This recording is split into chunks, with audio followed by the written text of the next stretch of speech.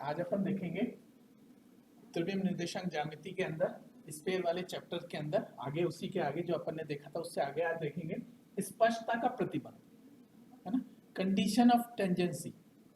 एक देखेंगे संपर्क तल, प्लेन ऑफ कॉन्टैक्ट, ठीक है। एक देखेंगे ध्रुव और ध्रुवीय समतल, पोल एंड पोलर प्लेन, ठीक है, इनकी डेफिनेशन और देखेंगे स्पष्टता का प्रतिबंध। कोई भी समतल किसी गोले को कोई भी समतल किसी गोले को स्पर्श करेगा तो उसकी क्या कंडीशन होगी, वो क्या प्रतिबंध होएगा जब कोई भी समतल किसी गोले को स्पर्श करेगा तब, ठीक है। आपके पास दे रखा है X square plus Y square plus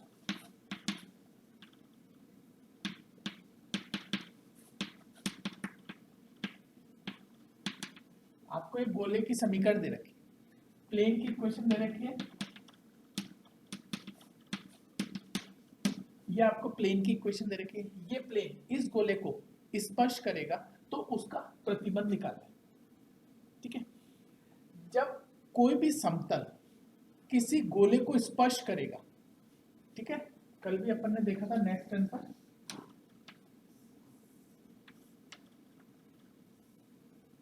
ये पॉइंट है आपका सी, ये पॉइंट है ए।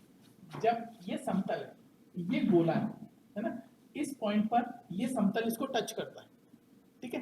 तो जब ये समतल इस गोले को टच करेगा, ठीक है, तो गोले के केंद्र से समतल पर डाले गए जो लंब होगा वो किसके बराबर होगा, गोले की त्रिज्या के बराबर, ठीक है ना। तो इस यहां से समतल पर डाले गए लंब जो होगा वो गोले की त्रिज्या के बराबर। तो यहाँ पर सी के कोऑर्डिनेट क्या है, -u, -v और -w, ठीक है। यहाँ पर इस गोले के अनुसार इसके सेंटर है -u, -v और -w, और इसकी रेडियस कितनी है, u square plus v square plus w square minus, ये इसकी रेडियस है। तो इस पॉइंट से इस पर डाले गए लंब की लंबाई रेडियस के बराबर है। देखिए तो अपने पास क्या कंडीशन आएगी, -ul -vm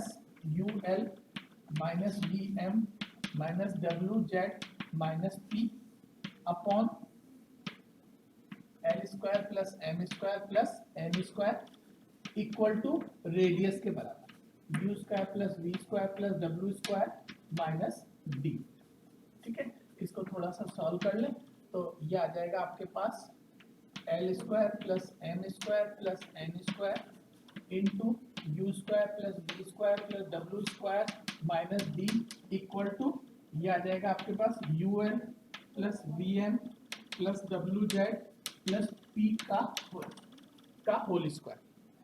ये जो है ये वो कंडीशन आ गई, ठीक है, ये वो कंडीशन आ गई जब गोले के केंद्र से, है ना, या गोले को कोई समतल टच करता है, ठीक है, तो वो क्या कंडीशन आती है, वो ये कंडीशन आ गई। वो क्यों, क्योंकि गोले के केंद्र से समतल पर कोई लंब डालेंगे या कोई भी समतल किसी गोले को ए बिंदु पर टच कर रहा है तो जो गोले के केंद्र से उस पर लंब डालेंगे वो त्रिज्या के बराबर हो, ठीक है। उस हाइपोथेसिस को ध्यान में रखते हुए अपन ने इसकी कंडीशन निकाल ली कि क्या प्रतिबंध है, वो स्पष्टता का प्रतिबंध, ठीक है। और देखिए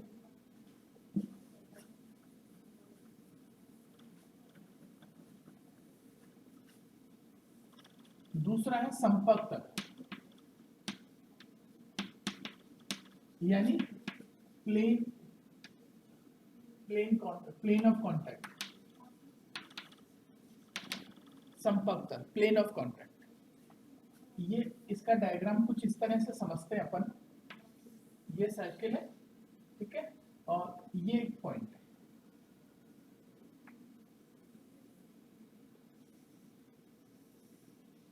मान लीजिए ये ए पॉइंट है, ये इसका पी पॉइंट है, इस पॉइंट के कोऑर्डिनेट है अल्फा बीटा गामा, ये एफ जी एच, ठीक है।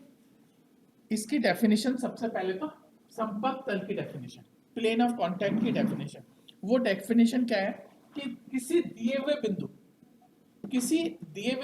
ए, ये ए बिंदु है जिसके कोऑर्डिनेट अल्फा बीटा गामा है, ये एक दिया हुआ बिंदु, किसी दिए हुए बिंदु से किसी गोले पर खींचे गए सभी स्पर्श तलों के प्रतिच्छेद बिंदु, स्पर्श तलों के प्रतिच्छेद बिंदु से गुजरने वाला तल, गुजरने वाला तल वो क्या कहलाता है? संपर्क तल।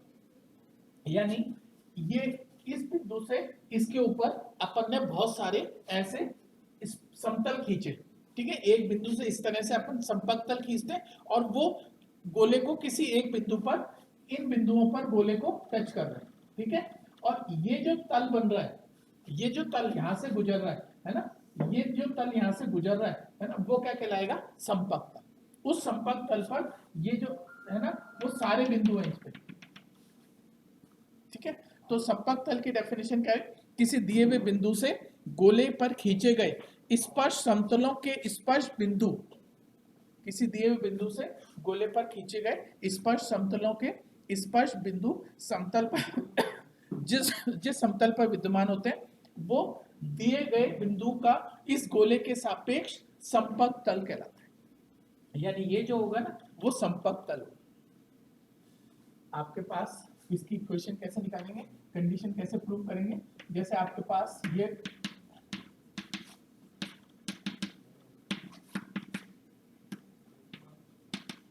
आपके पास गोले की इक्वेशन, ए बिंदु है, अल्फा बीटा गामा, ठीक है, और गोले पर एक बिंदु है पी एफ जी एच, ठीक है। इस एफ जी एच पर स्पर्श समतल की इक्वेशन क्या होगी? इस बिंदु एफ जी एच पर इस गोले के लिए स्पर्श समतल की इक्वेशन क्या होगी? अपन निकाल चुके हैं पहले, X F plus Y G plus Z H plus U X plus F plus V Y plus G plus W Z plus H plus D equal to 0। ये इस बिंदु पर किसकी इक्वेशन आ गई? स्पर्श समतल की, स्पर्श समतल की। अब अगर ये स्पर्श समतल इस दिए हुए बिंदु से गुजरे, है ना, ए से गुजरे, ए क्या है? अल्फा बीटा गामा से गुजरे, ठीक है। अगर ये स्पर्श समतल इस बिंदु से गुजरे तो ये बिंदु इसको सेटिस्फाइड करेगा। तो क्या आएगा? Alpha F beta G gamma H plus U alpha plus F plus B आपका alpha beta plus G plus W gamma plus H plus D equal to 0। ये एक कंडीशन आ गई, ये एक कंडीशन आ गई जब ये जो समतल है, स्पर्श समतल बिंदु ए से गुजरता है। ये जो कंडीशन है, ये जो इक्वेशन है, ये क्या शो कर रही है? ये इक्वेशन ये शो कर रही है आपकी कि बिंदु ए अल्फा बीटा गामा से गुजरने वाले जितने भी स्पर्श समतल होंगे, जितने भी स्पर्श समतल होंगे, इसकी दो लाइनें इस तरह से हैं इसके अंदर, और अच्छी तरह समझने के लिए कि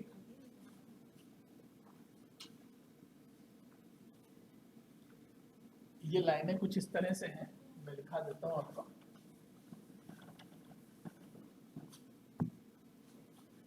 This implies x alpha y beta plus z gamma plus u x plus alpha plus y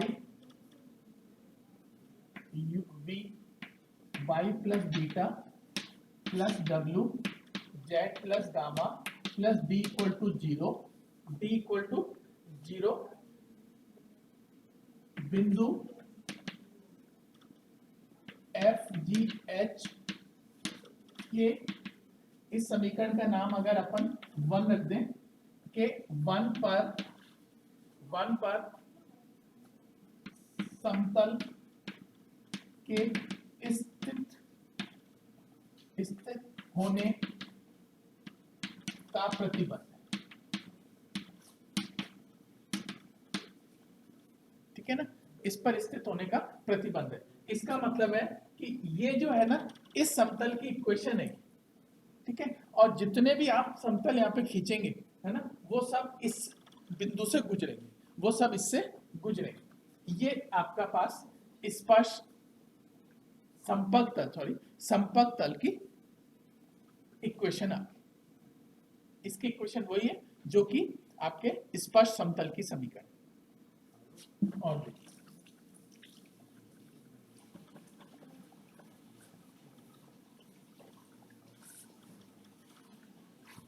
एक और है इक्वेशन, वो है डेफिनेशन, ध्रुव एवं ध्रुवीय समीकरण, ध्रुवीय समतल, ध्रुवीय समतल, उसको अपन कैसे समझ सकते हैं?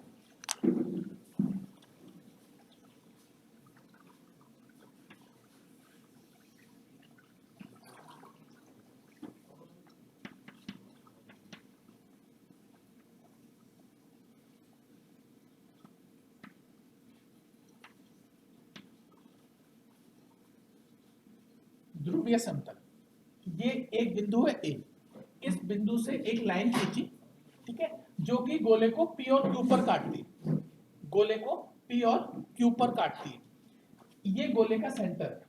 तब एक पॉइंट आर, तब एक पॉइंट आर इस प्रकार से हो कि एपी, एक्यू और ए आर किस में हो? हरात्मक श्रेणी में हो। कैसे हो? हरात्मक श्रेणी में। एपी, एक्यू, ए आर कैसे हो? हरात्मक श्रेणी में हो, यानी A R equal to 2AP AQ upon AP plus AQ. आपने इस बिंदु से, दिए हुए बिंदु से, स्थिर बिंदु से एक लाइन खींची जो गोले को पी और क्यू पर काटती है, ठीक है। आर एक ऐसा बिंदु है कि एपी, एक्यू और ए आर हरात्मक श्रेणी में हो, यानी A R equal to 2AP AQ upon AP plus AQ. तब इस बिंदु, तब इस बिंदु, इसकी एक लाइन है, तब बिंदु आर, तब बिंदु आर का बिंदु पर, तब आर का बिंदु पर, तब आर का बिंदु पर एक समतल होगा, एक समतल होगा आर का बिंदु पर, ये इस तरह से एक समतल होगा जो कि इस दिए हुए बिंदु ए का इस गोले के सापेक्ष ध्रुवीय समतल कहलाएगा। और ये बिंदु ए क्या कहलाएगा? वो पोल, ध्रुव कहलाएगा, ठीक है ना। एक पॉइंट है ए, दिए हुए बिंदु, उससे आपने एक लाइन खींची है जो गोले को पी और क्यू पर काटती है, ये गोले का सेंटर है। तब एक पॉइंट आर इस प्रकार हो कि एपी, एक्यू, ए आर हरात्मक श्रेणी में हो, यानी A R equal to 2AP AQ upon AP plus AQ, ठीक है। तब इस बिंदु आर का बिंदु पथ एक समतल होगा, एक समतल होगा जो कि इस दिए हुए बिंदु ए का इस गोले के सापेक्ष ध्रुवीय समतल कहलाएगा। और ये बिंदु ए क्या कहलाएगा? उस ध्रुवीय समतल का ध्रुव, ठीक है। ये डेफिनेशन थी, इसके आगे नेक्स्ट देखिए।